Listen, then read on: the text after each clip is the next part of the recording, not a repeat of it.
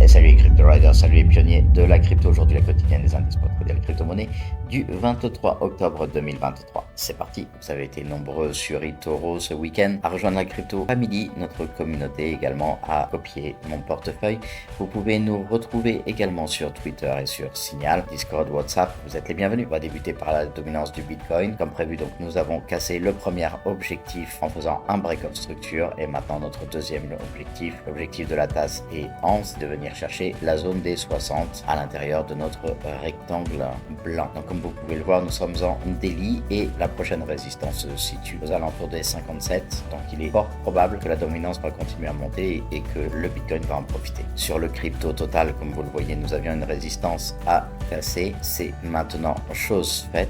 Donc l'idée c'est de venir chercher la résistance aux alentours des 1,30 pour pouvoir venir se servir donc de cette trendline de résistance comme un support, venir faire notre vague 2 dessus et ensuite repartir à la hausse pour une forte vague 3. Il est intéressant de noter sur la globalité de tous les cycles du Bitcoin où est-ce que nous en sommes aujourd'hui. Donc pour origine, nous avons les différents halvings comme vous pouvez le voir dans les étiquettes jaunes, le premier, le deuxième, le troisième, et les traits verticaux jaunes qui nous donnent donc les dates des différents halvings. Le quatrième halving étant prévu entre février et mai 2024. Donc il est d'ores et déjà placé sur ce graphe. Il est intéressant de noter qu'à partir de ces origines qui sont définies mathématiquement par le nombre de minages de blocs, nous sommes aujourd'hui à 1260 jours après le troisième halving. Et donc je vous ai positionné également la position des 1260 jours après le deuxième halving et les 1260 jours après le premier halving. Comme on peut le voir, donc c'est à partir de ces 1260 jours qu'on a commencé à partir assez fort, venir chercher notre breakout structure, redescendre, tester la résistance comme nouveau support et repartir fortement à la hausse. En 2020, avant le crash Covid, c'est exactement ce que l'on a eu également à 1260 jours. On a commencé à poursuivre la hausse et malheureusement on a eu ce Black Swan qui pour beaucoup nous a permis d'investir dans le Bitcoin plus bas. Mais la suite logique en fait de ce mouvement était de poursuivre la montée tranquillement et de venir rechercher ensuite notre hausse. Et on se retrouve exactement avec la même chose aujourd'hui où nous sommes à 1260 jours et on commence à voir apparaître une forte hausse. On va passer toujours en weekly mais en zoomant un petit peu, on s'aperçoit que nous avons notre pattern ascendant avec donc des rebonds qui viennent travailler la structure de résistance et la structure support. On travaille dedans pour pouvoir ensuite venir s'en échapper exactement comme ici. Donc grâce à cela, on peut commencer à venir chercher des dates avec par exemple la sortie de notre range d'accumulation ici qui devrait arriver aux alentours du mois de février. Donc un retest de la résistance actuellement, une petite correction qui nous ramènerait sur les 0,38 et ensuite on repartirait fortement à la hausse. Donc on vient chercher simplement le support de notre wedge pour rebondir et partir plus fort. Donc février 2024 éventuellement cassure de notre résistance qui tient depuis le mois de mai 2022. À partir de là, l'idée c'est de venir continuer poursuivre la hausse avec les institutionnels qui rentreraient de plus en plus fort, de plus en plus de liquidité dans le marché et on pourrait venir chercher un nouvel ATH aux alentours de septembre 2024. Donc bien sûr tout cela se base sur la projection de ce qui s'est passé en 2017 et on s'aperçoit par rapport à cette projection que nous sommes un tout petit peu en avance sur la montée qui était prévue et l'idée étant de venir chercher les 32-33 000 qui correspondent au 0,5 de Fibonacci, s'en servir comme résistance, venir rebondir ensuite sur le support. Donc une possible baisse aux alentours des 27-26 000 pour ce rebond et ensuite le dernier départ à la hausse où on sera en totale zone de déni et où plus personne ne voudra rentrer dans ce rallye. Le train pourra partir à vide. Donc juste pour information, vous voyez ici le halving de 2024 positionné aux alentours de début avril et nous avons donc la hausse pré-halving, la petite latéralisation à la suite du halving et ensuite on repart à la hausse. Sur le Bitcoin en journalier, donc exactement comme on l'avait annoncé, on cassait d'abord la première trendline, on venait travailler la zone de résistance qui nous faisait rebondir sur la deuxième trendline et à partir de là on venait casser notre break of structure pour pouvoir venir travailler le gros break of structure de la zone des 30 500.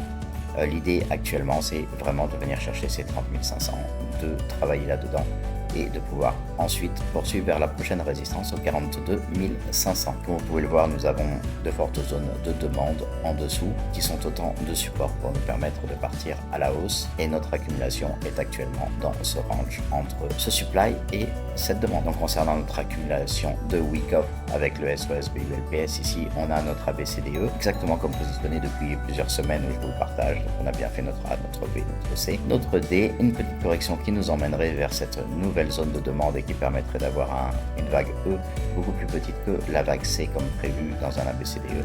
Et à partir de là, dernier rebond pour repartir très fortement à la hausse aux alentours des 27 000. Donc là encore, comme annoncé dans les dernières quotidiennes, eh bien le TH est simplement venu casser cette première résistance que nous avions matérialisée et est venu maintenant chercher la seconde.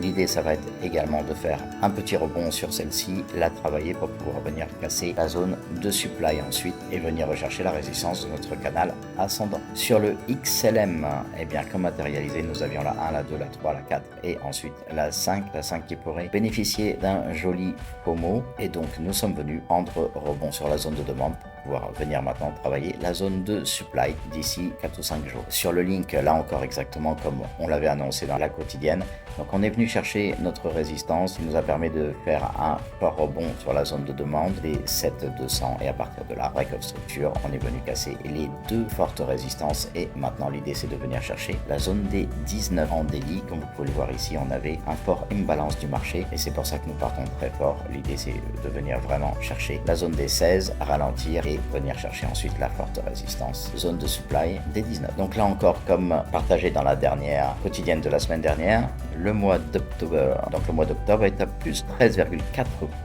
Je vous avais annoncé que le vert devait devenir un petit peu plus vert. C'est exactement ce qui se passe et on devrait même venir chercher ce type de vert là pour le mois d'octobre. Donc on reste exactement comme annoncé également depuis plusieurs semaines dans cette logique-ci où le mois de septembre était dans le vert et on retrouve un mois d'octobre qui est beaucoup plus vert que le mois de septembre. Sur le RSI Heatmap, là nous avons celle que je vous ai publiée le jeudi dernier. Vous pouvez voir que la grosse majorité des cryptos est plutôt en zone d'oversold et là aujourd'hui vous pouvez voir que toutes ces cryptos sont bien montées, ont bien bénéficié de la hausse de la dominance, exactement comme prévu là également.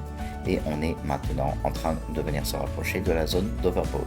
Le RSI moyen pour toutes les cryptos qui sont étudiées est à 59,56. Donc on a encore largement la possibilité de monter et d'aller chercher ensuite une belle alt season. Aujourd'hui, le calendrier économique est d'une grande simplicité. Jour férié pour la Nouvelle-Zélande, la même chose pour Hong Kong et la même chose pour la Hongrie. Rien de particulier à signaler. Pour demain, l'Inde sera également en jour férié. Et à partir de 9h15, nous avons le PMI manufacturier de France pour le mois d'octobre et également les services du PMI. À 9h30, nous aurons l'Allemagne qui nous annoncera ses chiffres PMI manufacturiers, le discours de Madame Christine Lagarde à 14h30 sur la BCE qui ne devrait pas changer grand chose au niveau de la crypto et les PMI services en octobre à 15h45 pour les États-Unis. Sur les 24 dernières heures, nous avons eu 44 834 traders liquidés avec la hausse du Bitcoin. Tous les shorters se font liquider, on peut le voir sur les 24 dernières heures où nous avons eu 86 millions de liquidés, de personnes qui étaient en short et environ 31 millions de longs. Comme on peut le voir sur les 7 derniers jours, à part l'USDC, donc qui est un stablecoin et qui ne bouge pas beaucoup, qui lui est en rouge pour l'instant, nous avons le Bitcoin donc qui est à la hausse et on retrouve le même type de graphique un petit peu partout, la dominance du Bitcoin. On se retrouve avec toutes les alts qui essayent de faire la même chose. Donc on grimpe et sur les dernières 24 heures, toutes les cryptos à part le tronc sont dans le vert. On trade aujourd'hui le Bitcoin au-dessus de la zone des 30 500 $, et l'Ethereum à 1669 $. Je vous rappelle que vous pouvez me rejoindre sur eToro, rejoignez la communauté de la Crypto Family. Vous avez le lien qui est joint dans la description de cette vidéo. Concernant le Fear and Greed Index, l'indice de peur de liquidité sur les marchés, nous sommes aujourd'hui à 53, toujours dans la zone neutre, mais la zone neutre supérieure, où on peut voir que l'on a quitté maintenant la ligne des 40-50 et que nous maintenons depuis le 17 octobre dans cette zone un peu supérieure à 50. Concernant le CBBI, nous sommes à 41 aujourd'hui pour le 23e jour d'octobre, donc on continue à travailler toujours la même résistance et je vous rappelle que notre point pivot devrait se situer aux alentours des 47, c'est ce que nous attendons pour ce chiffre. Au niveau de l'altcoin Bitcoin Season, nous sommes à 20 aujourd'hui, nous étions à 16 jeudi dernier, donc nous maintenons tranquillement la Bitcoin Season et donnons un avantage donc au Bitcoin sur toutes les autres cryptos. Et donc comme annoncé également dans les dernières quotidiennes, le BTC est bienvenu chercher le vert sur les 90 derniers jours dans notre top 50 et se retrouve maintenant à la 11e place avec un BTC à plus 9%. Il nous reste 183 jours pour le halving. Je vous rappelle que lorsque nous atteignons la zone des 180 jours, il se passe en général une hausse pré-halving et c'est exactement celle que nous commençons à constater ces derniers jours. Nous avons déjà miné plus de 87,37% des bitcoins pour ce cycle. Sur la carte des liquidations, vous voyez qu'on n'a plus grand chose en haut en 12 heures. Par contre, il nous reste une belle zone de liquidité à venir chercher à 30 030 60. Donc l'idée de venir chercher ce support, liquider tous ces longues sous-leviers pourrait être intéressante pour les market makers, d'autant plus qu'il n'y a plus vraiment grand chose maintenant sur le marché. Il nous reste aux alentours des 27 762, un petit peu de liquidation à prendre sur la carte des 3 mois, mais le Bitcoin pourrait très bien s'envoler sans jamais aller les chercher. Notez tout de même que ces 27 762 correspondent exactement à la zone que nous avons précédemment vue sur notre accumulation de week-off, où on attendait une vague E pour venir chercher les 27 000 et ensuite repartir à la hausse à 42 260. Donc il est tout à fait probable que le Bitcoin vienne chercher cette zone de liquidité à 27 000 pour repartir. C'est déjà la fin de cette quotidienne. Vous pouvez vous abonner, activer la petite cloche pour recevoir toutes nos vidéos. Et n'hésitez pas à rejoindre la Crypto Family plus rapidement pour toujours plus d'informations sur la crypto. Excellente trade à tous et que votre portefeuille soit crypto.